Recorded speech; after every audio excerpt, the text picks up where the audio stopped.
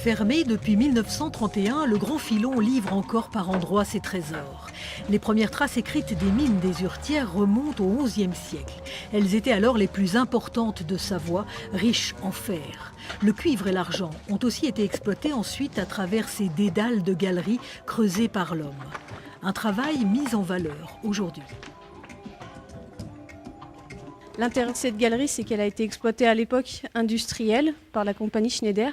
Et en fait, c'est une vraie mine d'exploitation. Donc on est en plein dans le minerai, on est dans le dépilage du filon. On retrouve aussi plein de vestiges de l'exploitation minière, des wagonnets, des plaques tournantes, des rails, etc. De plus, les aménagements qui ont été faits ont été minimum pour garder justement l'aspect le plus authentique possible.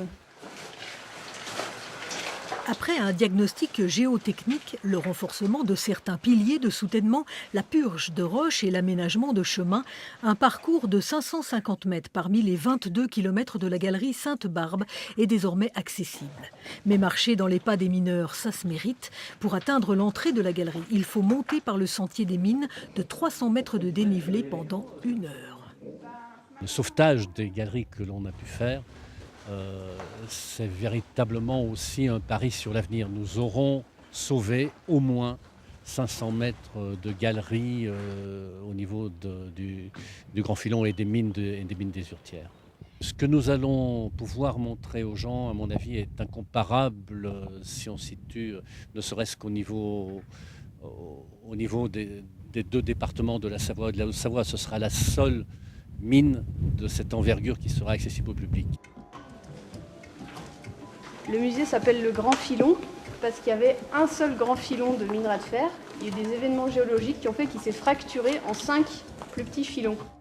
Cette nouvelle expérience souterraine s'ajoute aux autres voyages dans le temps que propose déjà le site minier du Grand Filon. La petite galerie Saint-Louis, le musée et l'école des enfants mineurs reconstituée. L'ouverture au public de la galerie Sainte-Barbe est prévue le 17 mai.